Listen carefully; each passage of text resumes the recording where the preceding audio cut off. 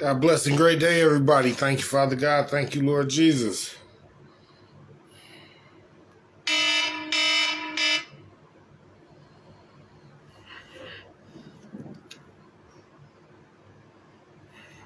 God bless and great day, everybody. Thank you all for coming out. I definitely appreciate you all joining the live stream. Each and every Friday at 4:20 is Smoking with the King.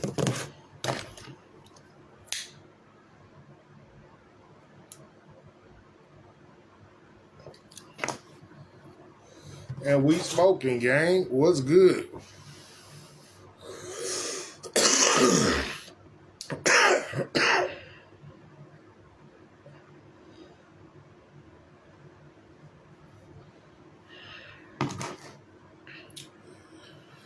So thank you, Father God. Thank you, Lord Jesus, for another blessed day.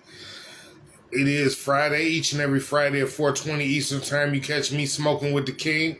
On Bigo Live, it's King T420 SEC2. On Instagram and on YouTube, it's King T420 SEC. How is everybody? Thank you all for coming out. So on today's episode of Smoking with the King, we're gonna it's gonna be a little different. This episode gonna be a little different. This episode is gonna be more so about me. More so about the King. You feel me? So I done did a lot of shows. You know what I'm saying? And I think it's time that I gave you all a little bit of background on who I am. You know what I'm saying? I don't think a little background hurt. Y'all think a little background hurt? So, where should I start?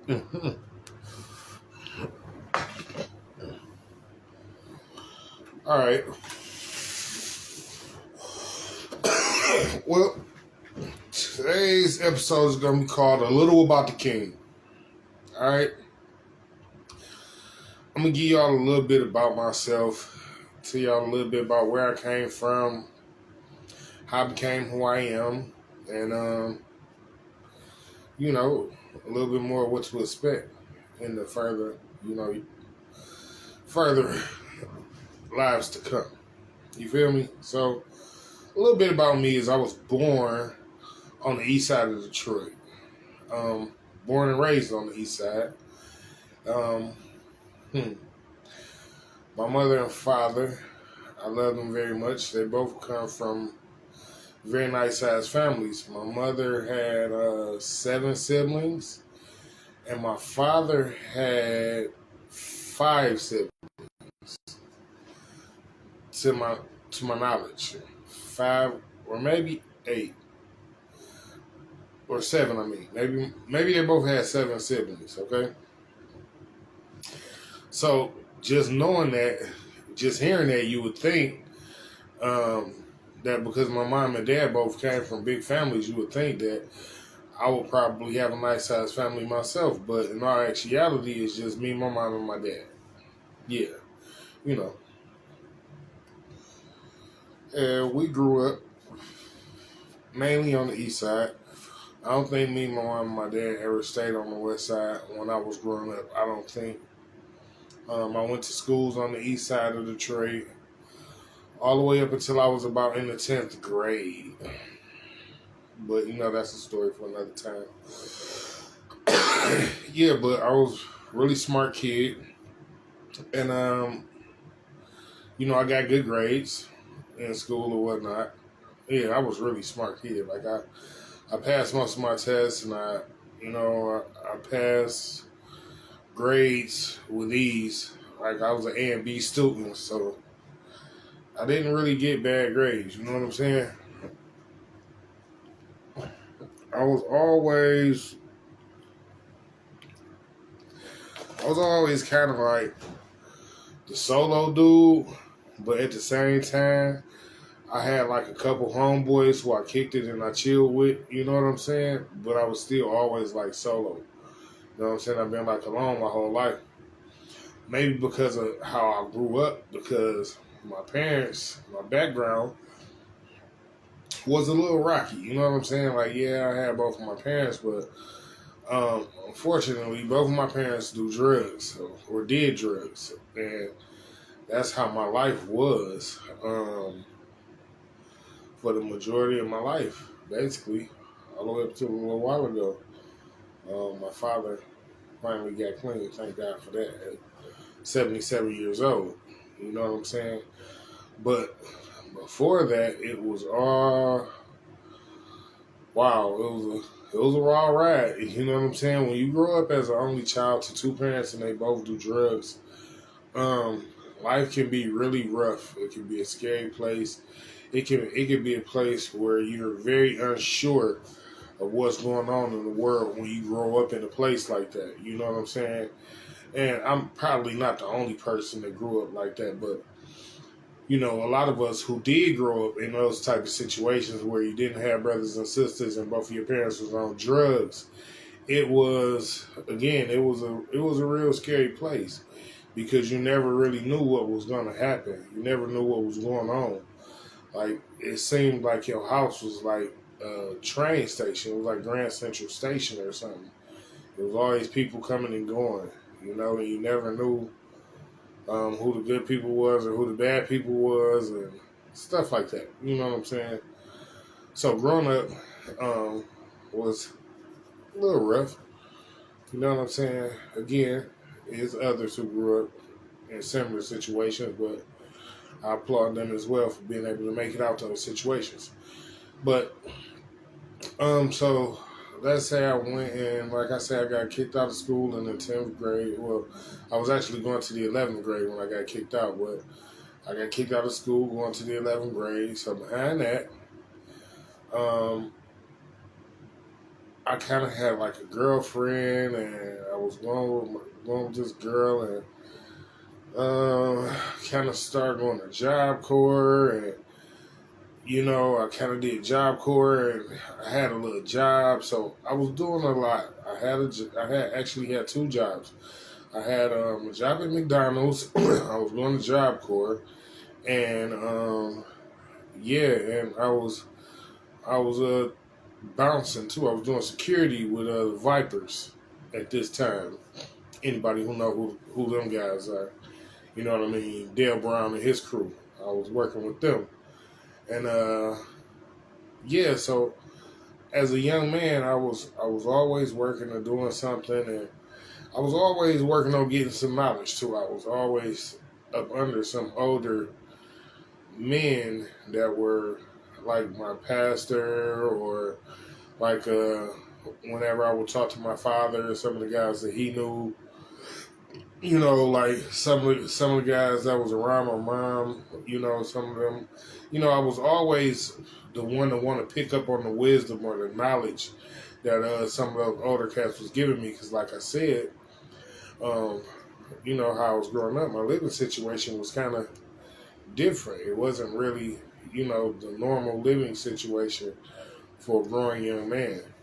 Um, so I got to see a lot of stuff when I was young, which also led to me doing a bunch of the wrong things, and taking me down a lot of the wrong paths when I was young, because I didn't have the right type of guidance, and I didn't have the right type of people in my life that was, you know, telling me what to do and lead me on the right path. Mind you, my mom and dad both had big families, but again, both of my parents were drug users, and I didn't have sisters and brothers.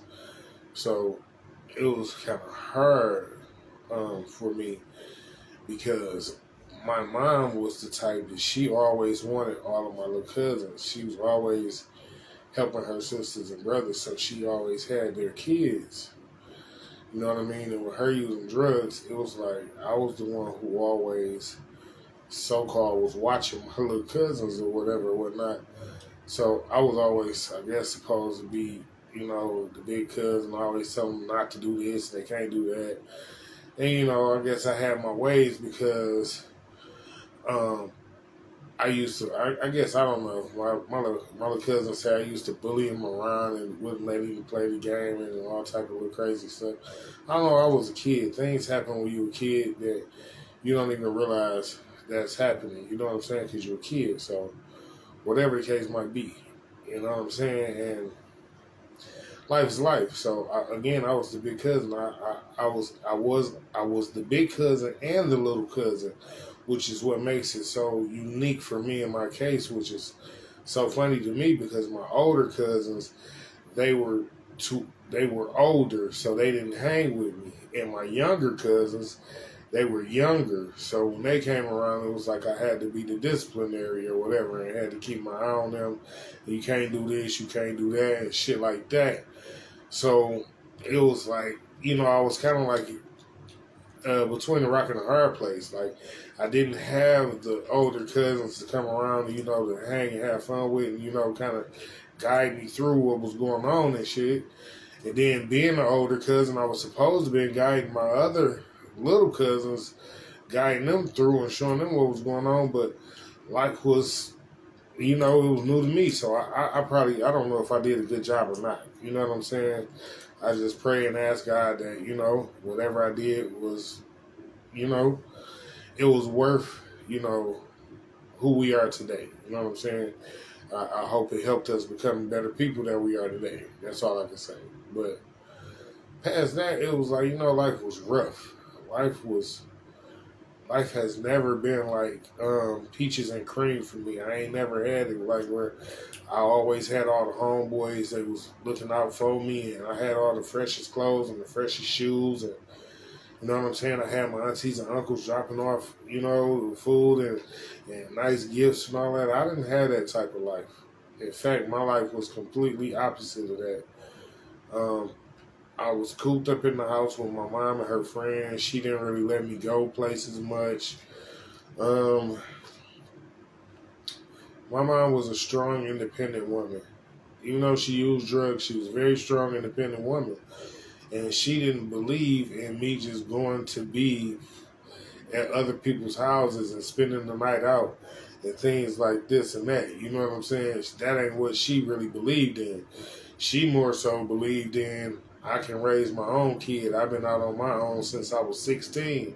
And again, I'm a strong, independent woman. So, life was kind of hard. And then when her and my dad wasn't together, like, they didn't always fight, but, most of the time when they got together, sooner or later, it was going to be a fight. Because my mom is a strong, independent woman. She's not, she's not taking no if it's buts, she didn't, take notice and that. And she is definitely not for you telling her what to do.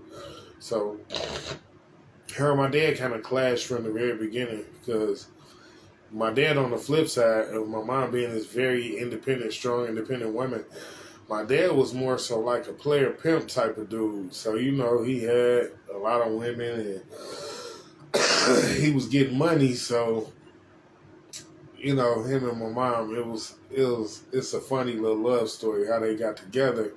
But they got together and they got married and they had me. And, then they got divorced.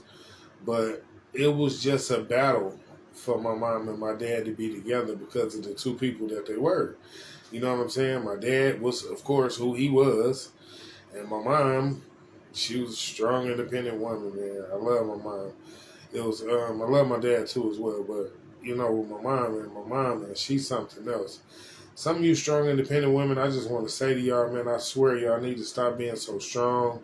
Stop being so stubborn, man. Y'all need to start listening to some of y'all child's fathers because some of y'all child's fathers is not who y'all think they are. Sometimes you just got to give these dudes a chance.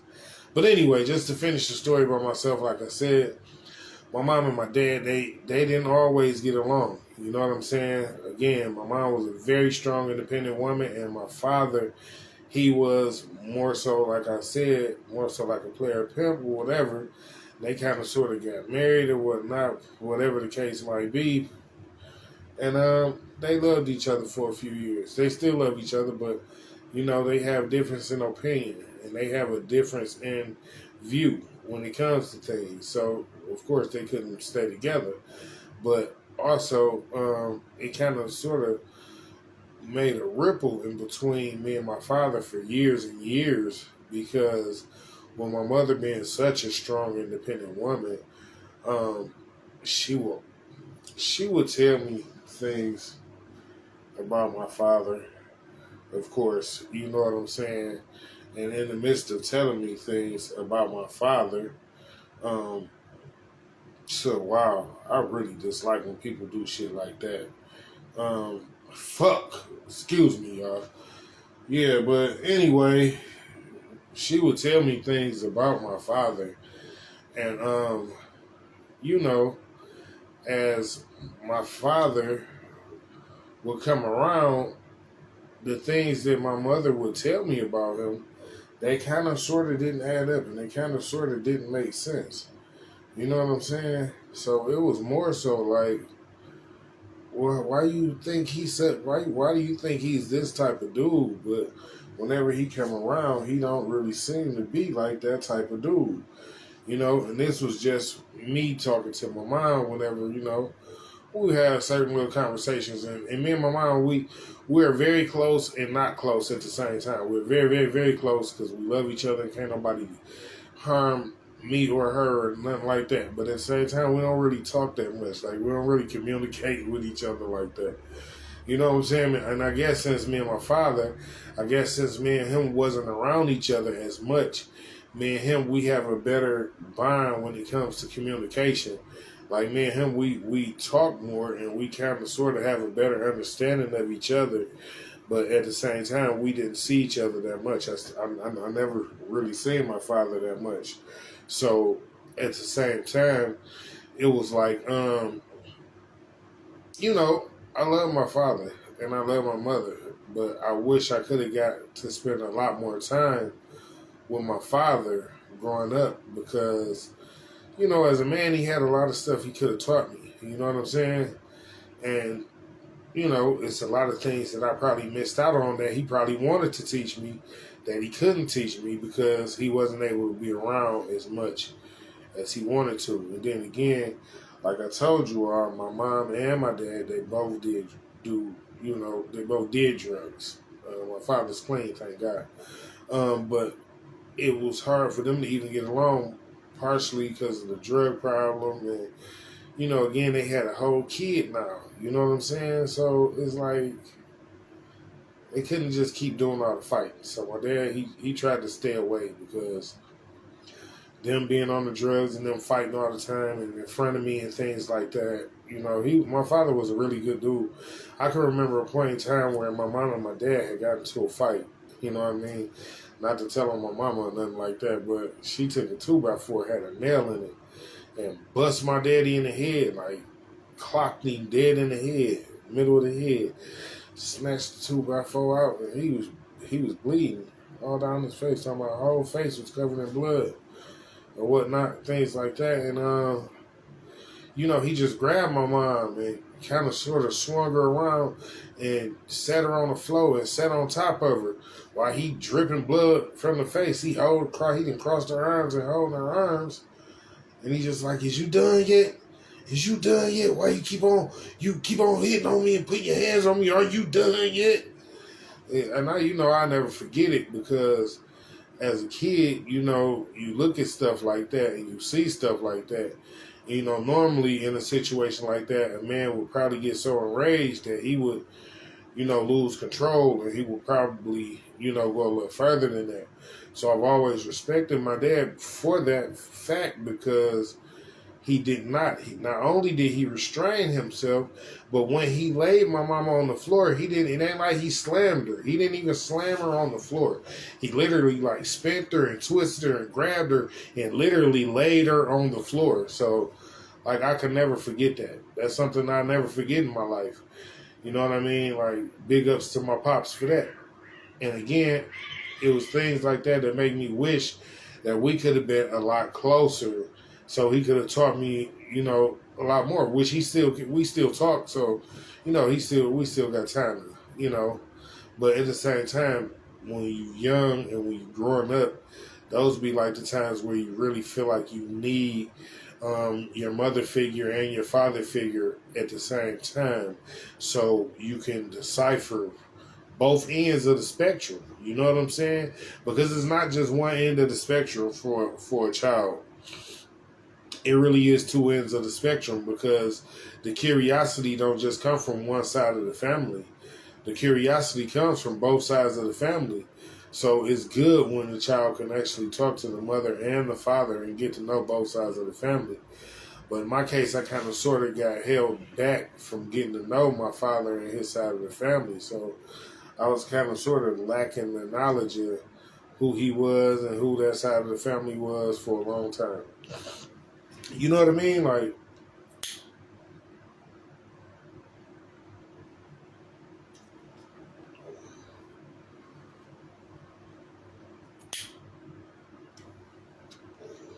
if y'all got some questions, y'all can have some questions. It is Smoking with the King. This episode is called A Little About the King, so y'all getting to know a little bit about me. So yeah, y'all can ask some questions in the comments if you would like, but until then, further on, I shall go. So that was that with that's all I'm gonna really say about that part of my life with my mom and my dad. So as I grew up, I got a girlfriend, right?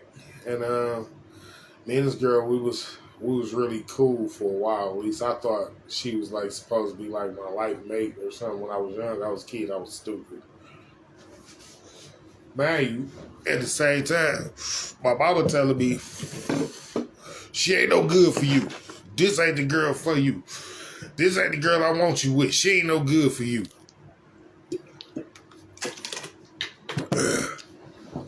Man, you old time. I'm like, Ma, how you know that? You don't even know this girl. Like, she be treating me good. She nice to me. Y'all, I was young and stupid. I was young and stupid. Listen, fellas, I don't give a fuck what your mama got going on. If she done read the girl, you better pay attention. Mama ain't just gonna not like no girl just to not like her. Unless she just, bitter and angry. But that's a whole nother subject, too. But this girl, my mama told me she wasn't no good for me. And my hard-headed self, thinking I knew everything, you know what I'm saying? I'm like, nah, mama, I'm gonna mess with her. I kind of like her. I think she kind of cool. So I started fucking with the chick.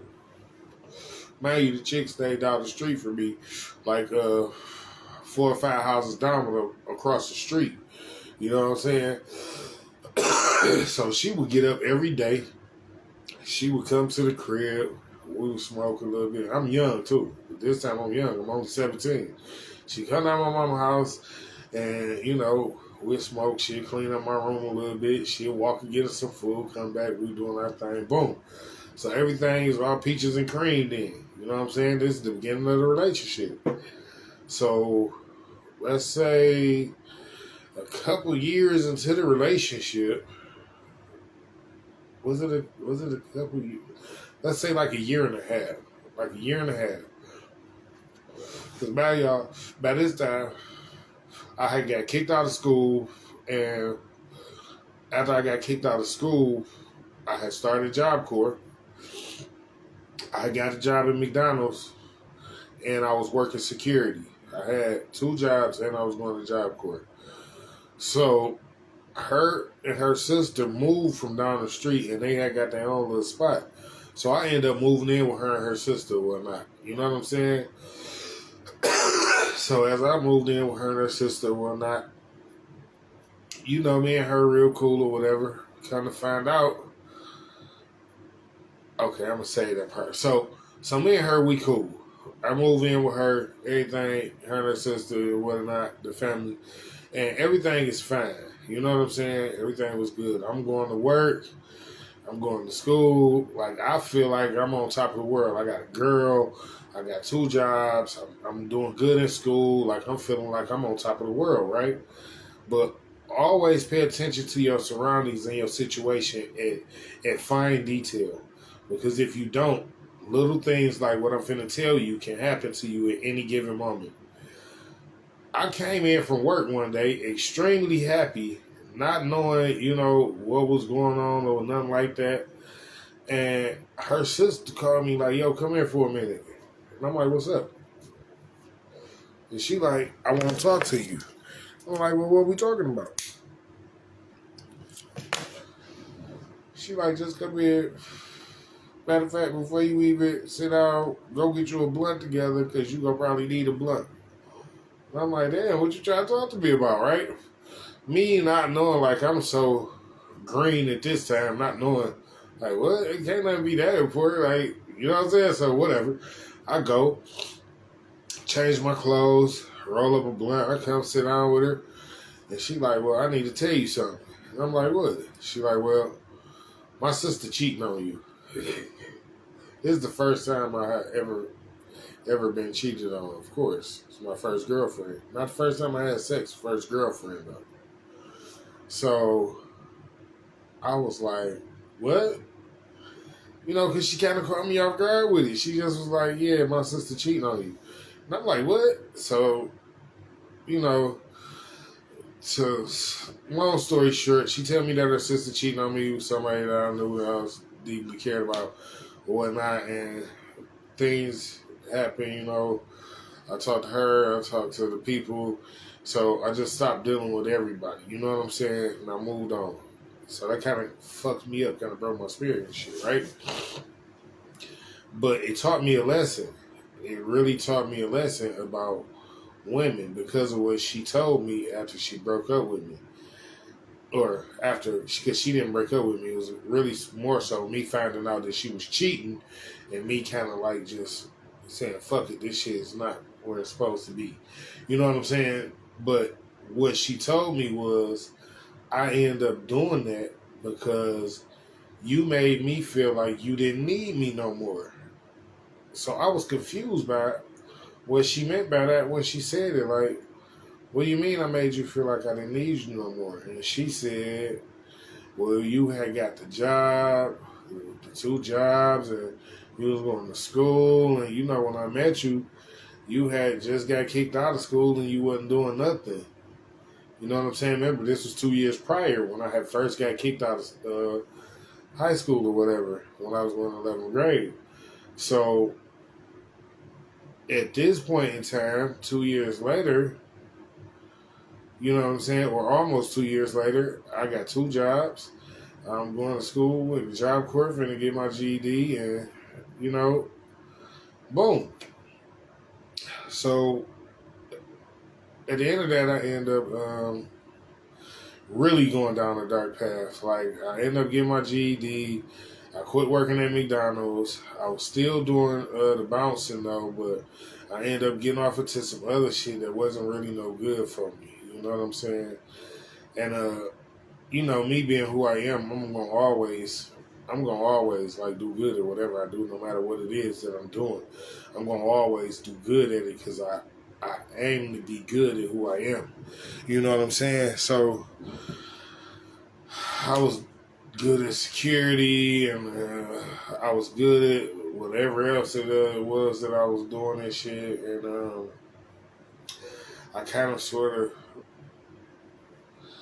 did that and did security for the next few years. You know what I'm saying? Now, mind you, before me getting the jobs and before me actually going to Job Corps and shit like that, in the midst of all this, I catch a case, right? Like, I catch a case one day, hanging with my peoples. I see you. Hanging with my peoples, and I catch a case. Thank God I ain't had to do a lot of jail time, but I did a little bit of jail time. This was like right after the breakup. You know what I'm saying? See, this was I told y'all, after the breakup and after that stuff happened, this is when everything really started going like bad. You know what I'm saying? So I end up going to jail for a little bit, and then, like I said, I get out of jail. I'm still doing security and whatnot, and I still got this other shit going on, and now I'm on probation. You know what I'm saying? So while I'm on probation and shit like that, I end up violating my probation a few times. times. You know what I'm saying? So I've been smoking weed since I was 12 years old. That was part of the point of this episode today. I've been smoking weed since I was like 12 years old. And when I caught the case or whatever and got put on probation, I had to stop smoking weed. Right? That was the first time I had ever had to stop smoking weed. Right? So I quit smoking weed. Boom. And I did that because, I was on probation or whatever. Finally get off probation, back to normal life, back to smoking again. And end up, arguing with my mom one day about me smoking so much weed and doing all the stuff I was doing. And so I was like, well, I can quit smoking weed. And she was like, no, you can't. This, that, and the other, and blah, blah, blah. So I quit. So I quit the first time I quit because I was on probation, right? Boom. And I quit when I was on probation. I stopped smoking weed for like 4 months until I got off probation. Boom. Then when I got off probation, I was back smoking again. So I had smoked for like about a year and a half, and then that's when me and my mama had the little shit. And I told her like, yo, I could quit. So I quit smoking weed again for another 6 months, just to prove to my mom that I could. Right? Cool, I did. No big deal. She didn't believe I could do it. I did it. You know what I'm saying? Whatever the case might be, yeah. So anyway, in the midst of all this, it's a lot going on, right? And I end up getting with me another little chick or whatever. She was a nice little chick, man, or whatever. She's probably the best chick I had ever had in life so far. One of the best, like hands down. Like she was definitely top 3, top 2. If it's yeah, she's top 3. We go top 3, right?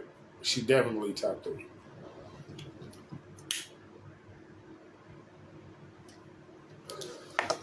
You talk about a submissive, supportive woman that will support me through any and everything. Like, you know what? That's the other thing about me. Like, excuse me, a lot of dudes that's as big as me ain't really had no women that'll come through and be like, yo, no, I'll hold it down for you. And like give a nigga money and, bring him food, clean up for him, and just really be submissive and supportive to him like that. A lot of big men ain't really had it like that because they had to like, I ain't being funny, y'all. Y'all people know I'm being honest. A lot of big men had to like really come out of pocket for these types of things. I was fortunate enough in my life not to have to come out of pocket to meet good women like this, but I was also fortunate enough to, be able to handle my business. So, with that being said, the only time I ever really have problems in relationships is when a woman becomes either too independent, right? Too strong, masculine minded.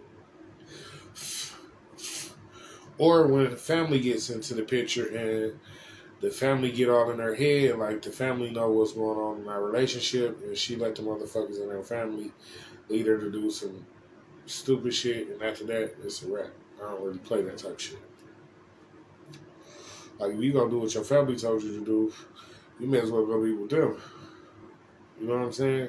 But anyway, so yeah, I was fortunate enough to have a couple good women in my life that taught me that just because I'm a big man, that don't mean there ain't women out here that'll really rock with me. I ain't gotta always come out my pocket, and I ain't gotta feel like no Trick Willie or Willie Simp or none of them type of niggas, because all you gotta do is really be yourself, and women like that about you. So I smoke a lot of weed, so most of the women that I meet, either they smoke weed themselves or it's just the attraction of who I am that, brings them to me. And that's how most of the time that's how it works. And I appreciate that and I thank God for that because He does send, I have had some good women.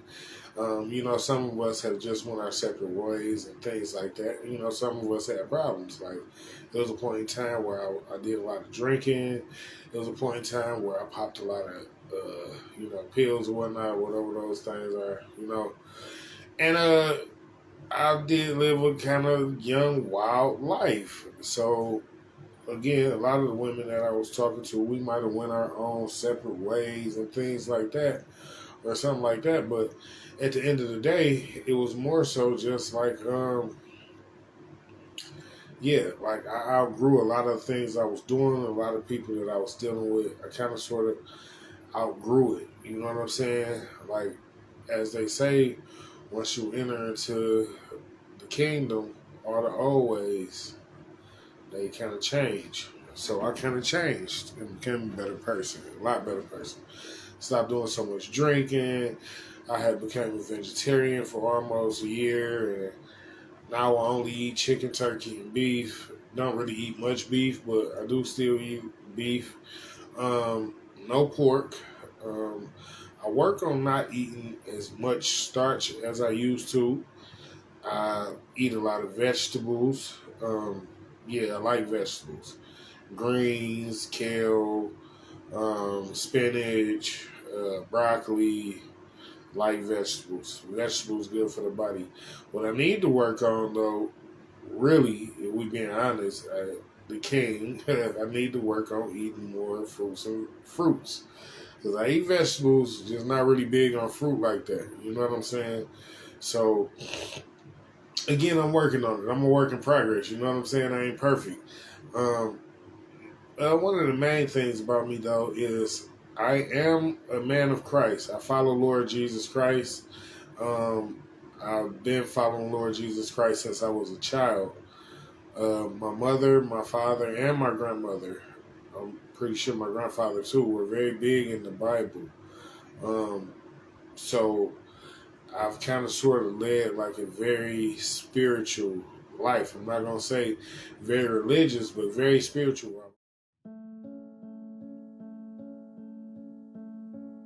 Those people, God actually talks to me. I can hear Him talking to me, and you know, I can feel His presence at all times around me. So I know that I'm spiritually blessed, and I'm always blessed. Like, wherever I go, no matter what's going on, I have so much God in me and so much God around me, and I thank Him every day for that. I'm so grateful. All glory be to God that He is with me like this, and that He does accept me to be His child. You know what I mean? So that is another reason. It's another part of why I've been through so much stuff, and I'm still here to tell stories like this.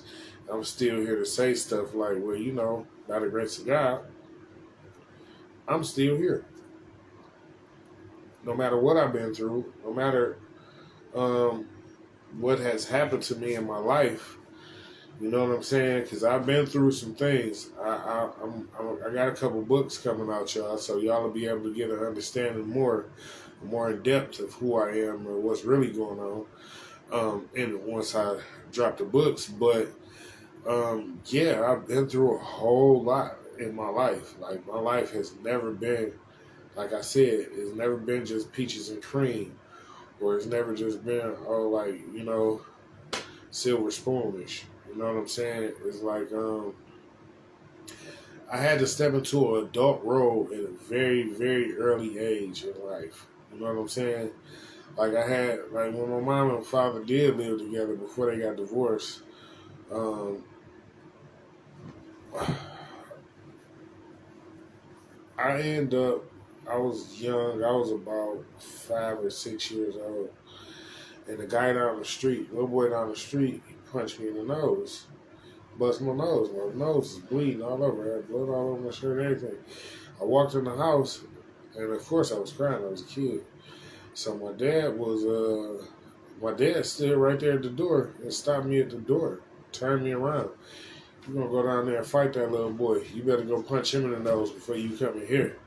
You think you're going to come in here. And that's kind of sort of how I became the person who I am. That, I got a lot of God in me. I'm not really scared of a lot of anything, nothing really. And having so much God in me and, you know, having so much faith is kind of sort of what keeps me going. Like, y'all know how you have a bad day and it just seems like everything is going right bad. You know what I'm saying? Well, on those days, I had the most God in me. I used the most patience and the most peace. Those are the days I praise and worship the most, and I go in deep prayer, even in my head. Like as I, have conversations with other people, I pray and I talk to God as I'm going. Um, because I don't want to be a negative person who spews negative energy or has just a bunch of negative to say about people all the time and things like that. Because of my background, because of where I came from, I've seen a lot of that and I've been through a lot of that as a growing young man who grew up on the east side of Detroit as a bigger dude. Also coming from a home where both of my parents did drugs and I didn't have sisters and brothers, I was the dude who I didn't like to bully people. I always fought with the bullies. You know what I'm saying? Like I never liked the bullies because it was like, no, who is you? Like who the fuck is you to try to take something from somebody else? Like my life was always hard. And again, I've always been a big person. Like I've always been a big dude. I've never been a little dude. So even in school, I didn't like the bullies. You know what I'm saying? When nobody about to bully me, and I wasn't finna let nobody bully my friends and shit like that. So I've always been for the underdog. I've always fought for the underdog. You know what I'm saying? And, being this big, people would be mad at you being this big and you don't use it to bully other people around and just go around and taking stuff from other people and shit like that. Like, being this big, that's easy. That's simple stuff. What's harder is being this big and being humble enough to go through the struggle and not want to go and take somebody else's stuff. Wanting to use your head and figure it out instead of just going the easy route and saying, yo, I can grab a gun and I can go and, you know what I'm saying? Because that's the easy, stupid route. Anybody can do something easy and stupid, right? So I chose when I was young to do a bunch of crazy stuff. When I was a kid, I did. I chose to do a lot of crazy stuff when I was a kid. Thank God I've never robbed nobody or nothing like that. I ain't never, nothing like that. But again, when I write my book, y'all will know all about it because I'm going to tell y'all about a lot of the stuff I did in my book. So y'all have an even more in-depth understanding of who I am. I was around a whole lot of different type of people growing up. You know what I'm saying? So I had a whole lot of different outlooks on things. When I was a kid, I seen a person go to jail for multiple 187s and was never to get out, to my knowledge. You know what I'm saying? And it was somebody that I knew that I was close to. You know what I'm saying? But I was a kid, so I didn't even know it was like that. And I didn't even know what was going on, to be honest with you. Because as a kid, like, you can watch cartoons, you can watch TV, you can see these things on TV, but you never know how real these things are until some of this real shit actually happened.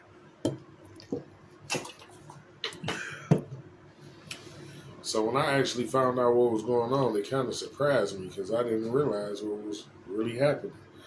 You know what I'm saying? It kind of took me for a surprise. Again, I was a kid. I was a young man. But seeing all type of things when you're a young man, it changed you. Again, I was through into adulthood at an early age. So I didn't really get the opportunity to be a kid. Like, so right now, a lot of my friends be like, yo, lighten up. Like, why you always so serious? And I be really, really, really serious all the time. Like, I never really realized how serious I be until I take a step back outside of myself and look at it like, damn, I ain't know I was being this serious. You know what I'm saying? Like, so sometimes it'd be kind of hard for me to loosen up, things like that. You know what I'm saying? But I am me. I've grown to love me for who I am, and it is what it is. Like, and that's another part of the big part of who I am, being me, being me. I accept me for me. Like, there is no, I'm not me. There is no, well, maybe something should be different. Maybe I should change. The things that I feel like I need to change on me, I work on them. And that's how I feel like we should all be as people. When you know you got like maybe a certain issue or something, and you feel like maybe something should change, then maybe you should change it. You know what I'm saying? Like, because can't nobody change you but you. Can't nobody work on you but you. And I've always been like that. I don't really work on working on the person around me. I work on working on being a better person to the people around me so I can make sure that I'm not the problem. That's, for instance, in a relationship. If you're always working on being a better person, not being a judgmental person, not being a jealous person, not being the insecure person, if you're always working on being the secure person, the not jealous person, the more helpful person, the more supportive person in a relationship, then you always know that you're not doing nothing in a relationship to make things messed up in a relationship. You see what I'm saying? So a person can't say, like, no, you was doing this and you was doing that. No. So that is why I always feel like working on me is the best thing. Like, I always work on me. I don't want nobody to feel like I'm not, at least trying to work on me so I can see if I can help better our situation as well. Like, nobody should feel like they're the only person trying to better the situation if it's two people in it. Anyway, that's just who I am. You know what I'm saying? Again, it's just a little small portion of who I am. Just a little tidbit, just a little bit of who I am. I wanted y'all to know. Like, the person I was jumping on here giving you all this knowledge, like, I done been through some stuff. You know what I'm saying? Like, I don't got all this knowledge just because, I read it in a lot of books or something like that. I've actually experienced a lot of life. I've been to a lot of different places and I've seen a lot of different things. And in some of these, a lot of people would be horrified. And then I've been to some very beautiful places where people would be like, wow, and would love to stay. You know what I'm saying? So again, I get this knowledge because I've done a lot with my life in 44 years. You know what I'm saying? It hasn't just been the best of the best, but I've had a grand 44 years, and God has been along the way the whole ride. You know what I'm saying? And I appreciate the whole ride. I'm grateful. I'm grateful God took me from where I was to where I am now. I'm going to always be grateful, and I'm going to always be blessed. And God bless to you all, too, that are watching. I hope you all are blessed as well. Because, living in this life that we live in, man, a lot of people don't get, the love and appreciation that they feel they deserve. So you have to give it to yourself. You can't let nobody make you feel like you don't deserve it because they don't give it to you. Just give it to yourself. Make it simple.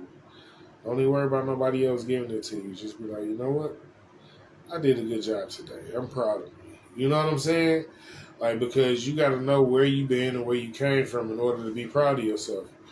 A lot of people won't be proud of themselves because they act like they ain't been nowhere and they ain't came through nothing. Like, they ain't had to overcome things. Like, no. You overcome a lot of things in your life, so be grateful for who you are. And me being the king, I'm very grateful for all the things that I've been through and all the things that I've overcome and all the things that I've been through that made me the better person, that gave me the knowledge to be able to be who I am, to make me, you know what I'm saying, be grateful for the things that I have. Like, I'm not sure if, everybody feel the same way about themselves or about me. I really don't care about how others feel about me. That's the other thing. I really don't care about how other people feel about me. Like, I don't care what you think. What you think is your thought. You can have it and whatever. You know what I'm saying? Fuck your thought. Fuck what you think at the end of the day. If you waiting on me to care about what you think, you lose. Because I never care about what you think. What you think, what you think don't make me care not one bit. Not at all. And that's, why this episode is called A Little About the King. I just wanted y'all to know a little bit about me. I don't want y'all to keep coming to join me every Friday and watching my podcast and watching my show and not know nothing about me. I got a whole gang of cousins on both sides of my family. Like, I literally got a whole gang of cousins. Like, it's a lot of us. I got nieces and nephews, man. I got god brothers and god sisters, and I love them to death. So, God has blessed me with a big family, even though a lot of times I feel alone. You know what I'm saying? But I think I feel alone, and I have to go through this because of the journey that I'm on. Like, no one's really on this journey with me. No one really is, like, no one is, like, there with me for real. You know what I'm saying? So it's more so like,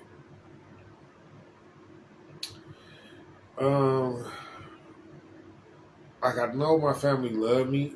Like I said, I got a big family. I know they love me and I know they're there for me, but I'm always alone. Like, when I go through stuff, I go through stuff by myself and things like that. So it's like I always go through stuff by myself. Like, I don't really be having nobody there with me to go through the problems or deal with the bullshit. I don't really have people that I can reach out to like that. And besides that, most of my cousins all got families themselves. They have kids and wives and husbands and, and things like that. So with me being the only single one with no kids, it kind of make it like I've always kind of sort of been the one in the middle. Like, I've always been by myself. I've always been the big cousin and the little cousin. I've always been the little cousin and the big cousin. You know what I'm saying? Like, because I've always been in this spot. Like, and it's funny. Like, I still don't have no kids. And I'm, all of my cousins, I mean, literally just about all of my cousins had kids. So I just be in a place where I get used to being alone a lot. And then that's why most of the time when I find a woman, it's kind of sort of harder when she has kids. Because, women that have kids, you have to really trust them to be who they are. And it's hard to trust a woman with kids that got multiple baby daddies and, whatever else she got going on. You know what I'm saying? Those type of things, will bother anybody. So the king is single. Yes, I'm single. For all those who wanted to know. Again, this is a little about the king. If you have questions, you can ask questions in the comments. I will answer while I'm live. If not while I'm live, if you're on Instagram or YouTube, I will definitely respond to your question after I've read it.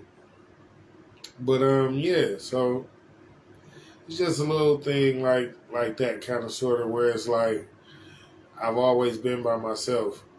Like, I've kind of grown accustomed to this life where it's just really mainly just me, because I don't really have nobody else, You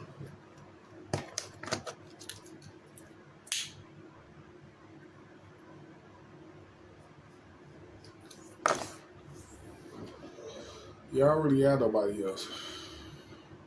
Mainly it's just me.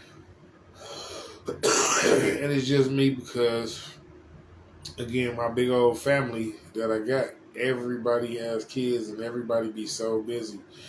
And I'm the only one that don't really be in the mix like that, because I don't have no kids and I don't really be liking to do no kid-friendly activities like that all the time. Like, I smoke a lot of weed. I don't drink, but I smoke a lot of weed. And, I'm very respectful to kids, and I love kids. Like, when I'm not smoking weed and I am around the kids love me too, but I don't, like, I smoke a lot of weed, so I don't really be around the kids like that. I don't really have no kids. I feel like my life is more so meant for me to become wealthy so I can help everybody take care of the kids. You know what I'm saying? So I'm just working on getting healthy. So after I get healthy and wealthy, once I get healthy and wealthy, I'll be able to help all of my family, all of my friends, right? And I'll be able to help a lot of people that I don't know, that I see struggling, because it's a lot of people that we see struggling.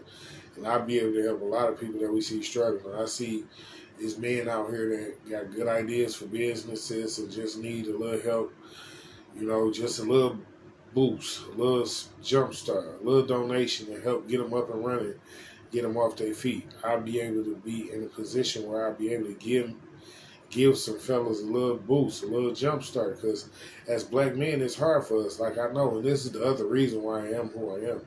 I don't like to fight with black men at all. I really don't like to fight with black men at all. I don't like to fight with black men at all. It's wow, wow. Anyway, so like I don't like to fight with my culture, with men or women in my culture, because we've all had it so hard. We've all had it so rough. You know what I'm saying?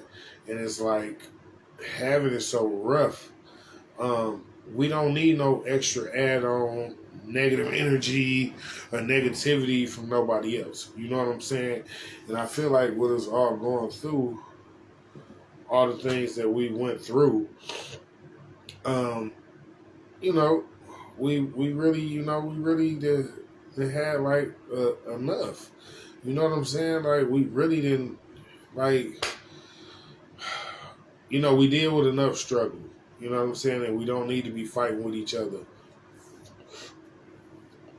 We don't need to be fighting with each other, struggling and always having something negative to say about another black man or another black woman, because we got enough to deal with.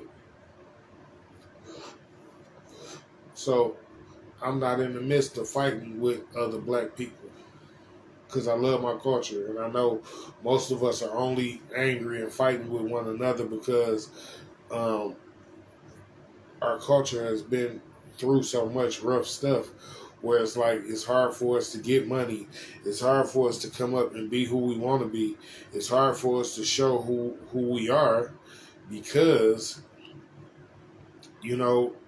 the things that we have to do to overcome things, they can be really hard. The struggle can be extremely hard for our people. I'm really, that's Jesus Christ.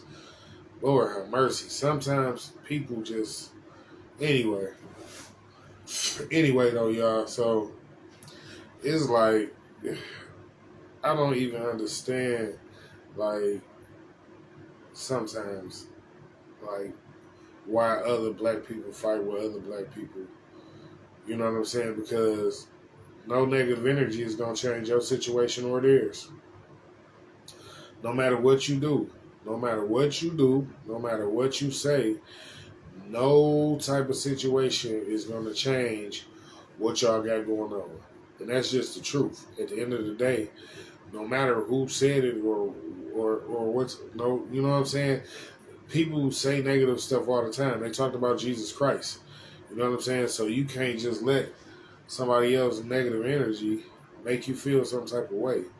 You got to say, forget that negative energy, and you just got to keep being you. You know what I'm saying? At the end of the day, it is what it is. So I'm going to leave y'all with this, because this is how I feel. You know what I mean? Like, I love my people. I'm going to always love my people. I'm going to always try to give y'all something that can help evolve y'all and better you in life. So I'm going to leave y'all with this. Never be the one that start off doing wrong and be too big to apologize. And never be the one that's doing everything right and always apologizing first. Because in life, you only get one you, right? And in order to gain respect, you got to give respect. So if you wrong somebody, be man or woman enough to apologize to that person. But if somebody wrong you, Be man enough or woman enough to know that it's not all right for you to wrong me, and I'm not going to allow that type of energy in my life. And be man and woman enough to not deal with that type of person. And that's just what I'm going to leave y'all with. Thank y'all for coming out and joining Smoking with the King. Each and every Friday Eastern Time at 4:20 Eastern Time. Each and every Friday. King T 420 SCC2 on Bigo Live. It's King T 420 SCC on IG Live and on YouTube Live. I definitely appreciate y'all for coming out, and I definitely love everybody who come out and show support, show love, show respect, and things like that. To hear the good word, and I'm glad y'all took it in. Again, y'all could have shouted out in the comments if y'all wanted to say something right quick. Just let me know, because, it's one of them type of days. I'm just feeling that type of way. You know what I'm saying? I would have gave y'all a couple answers today, because, this episode is called All About the King. Again, I definitely appreciate y'all for coming out. Much love. Go check out my YouTube channel, King T420SCC. I got some reaction videos up there, and of course, all the rest of the Smoking with the Kings are up there. So go and check that out. For those who haven't seen them, those who follow me, I appreciate y'all. Follow, like, subscribe, share. Get down with the King.